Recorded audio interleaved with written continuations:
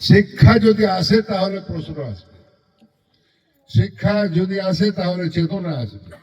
এই ছেলেগুলো কালকে আমাকে প্রশ্ন করবে যদি ওর ভিতরে শিক্ষা থাকে।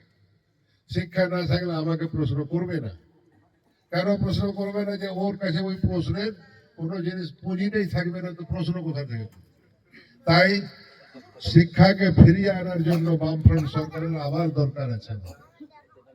না হলে এইভাবে আস্তে আস্তে আজ এখন পর্যন্ত 294 এমএলএ বামফ্রন্ট সরকারের আমলে ছিল, এখনো 294 এমএলএ আছে।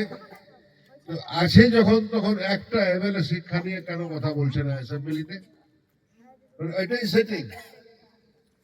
গোটা ভারতবর্ষে 80,000 স্কুল উঠেছে, পশ্চিমবাংলায় 8,500।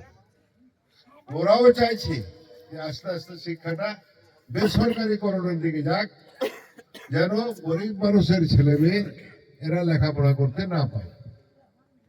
বেসরকারিকরণ, যেমন আমার একটা স্কুল আছে, আমার ক্লাস 4-এ একটা ছেলে ভর্তি যদি হয়, নুরুল ইসলাম আমার স্কুলে ছেলেটাকে পড়াইছে মনে হয়, 4,000 টাকা মাস লাগতে হবে।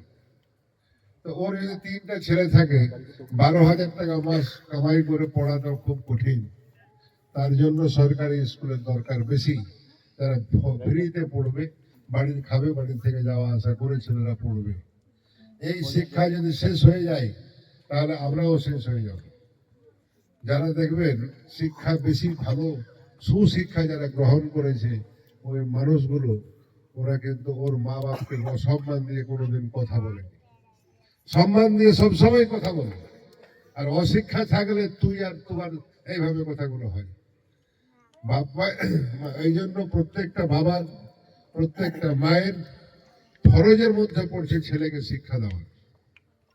আমি শিক্ষা দিয়েছি, আমার ছেলে যদি ওর ছেলে মেয়েকে শিক্ষা দেয় তাহলে একটা জায়গায় আসবে। যদি শিক্ষাই না থাকে তাহলে স্বাস্থ্যের দিকে আসেন, রসাগো হসপিটালটায় গেছে,